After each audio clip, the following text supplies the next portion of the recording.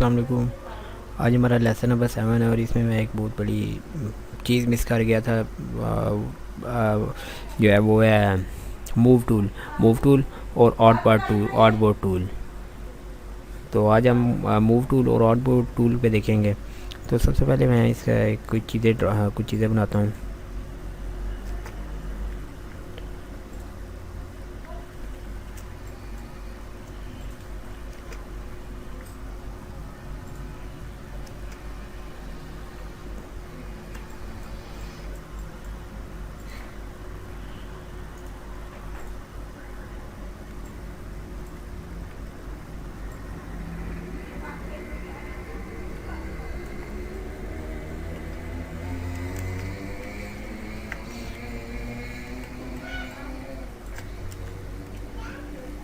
तो move tool की short command है वी।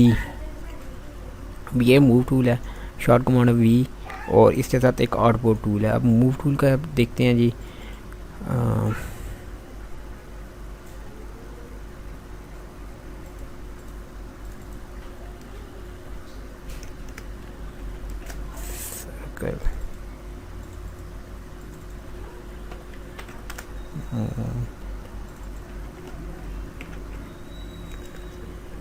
रेक्टेंगल। तो मूव टूल ज़्यादा बेसिकली यूज़ करता है चीज़ें मूव करने के लिए।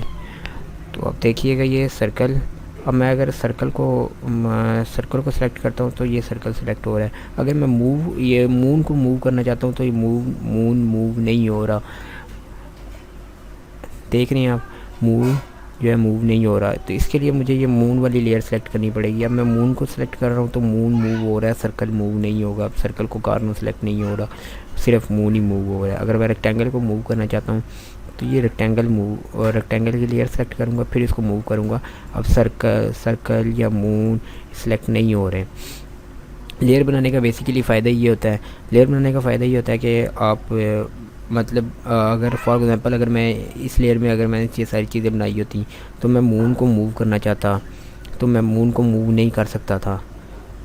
बस ये है कि लेयर बनाने से आप चीज़ें जो हैं रिप्लेस कर लेते हैं, मतलब उनकी लोकेशन चेंज कर लेते हैं। अगर सेपरेट लेयर पे बनी हो, अगर सेपरेट पे ना बनी हो तो फिर उनकी लोकेशन चेंज हो जाती है, मगर उसका थोड़ा सा मुश्किल प्रोसेस आपको कट करनी पड़ती है।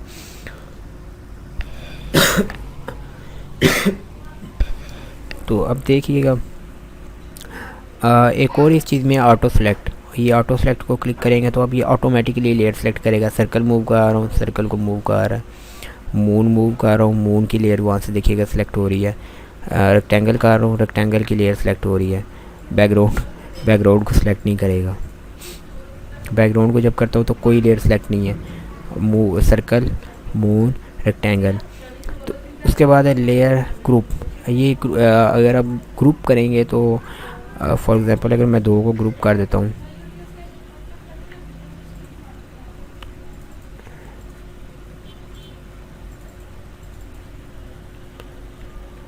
इसको 1 का नाम देता हूँ, सॉरी गोन का नेम हो गया, 1 का नाम देता हूँ। तो अब देखिए अगर मैं इधर से सर्कल को मूव करना चाहता हूँ तो पूरा का पूरा ग्रुप सेलेक्ट हो रहा है। अब ये देखिएगा। तो उसके बाद लेयर अगर सेलेक्ट करता हूँ तो लेयर से अब ये देखिएगा ग्रुप में भी वही एक ही लेयर सेलेक्ट करेगा, दूसरा नहीं सेलेक्ट करेगा। तो उसके बाद आउटबोर्ड टूल है। आउटबोर्ड का बेसिकली फंक्शन है, ये एक डेवलपर जब आए थे उनके लिए बड़ी सहूलत हो गई थी। अभी मैं आउटबोर्ड बना लेता हूँ। अब इसने ये एक आउटबोर्ड बना दिया है, आउटबोर्ड 1 का नाम ही से है। अब ये कस्टम मैं दे रहा हूँ, iPhone 6 में दे देता हूँ। अब ये iPhone 6 का साइज़ इसे लगा देगा, कंट्रोल 0 करता हूँ। अब ये इसने आईफोन जो 6 है इसका साइज़ 6 प्लस का साइज़ लगा दिया। अब इधर से आप डिफरेंट सेलेक्ट कर सकते हैं। iOS 7 की सेटिंग है, या ये आप अगर वेब डिज़ाइनिंग कर रहे हैं या फिर मोबाइल एप्लीकेशन की डिज़ाइनिंग कर रहे हैं तब आप इसको कर सकते हैं, यहाँ से यूज़ कर सकते हैं। आईफोन का सिलेक्ट किया, अब इसने ये सारा आउटबोर्ड बना दिया।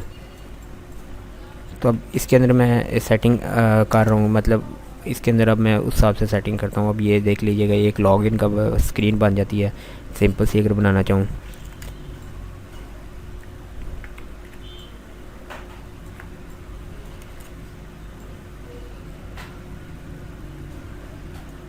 फॉर एग्ज़ाम्पल अभी ये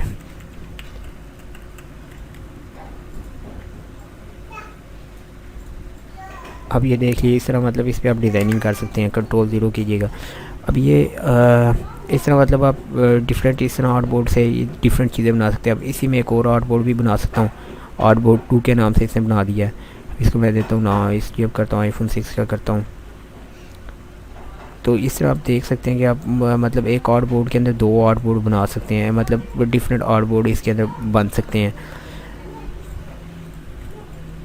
तो ये था हमारा लेसन नंबर जो है 7 था, जिसमें मैं मिसिंग की थी। अब इंशाल्लाह नेक्स्ट टाइम जो है लेसो टूल पे देखेंगे। और याद रखिएगा जो इसकी शॉर्ट कमांड है वो वी है, और ये आपको बार बार यूज़ करनी पड़ती है। वी बार बार आपको वी दबाना पड़ता है, किसी भी चीज़ को मूव करना हो तब भी आपको वी दबाना पड़ता है।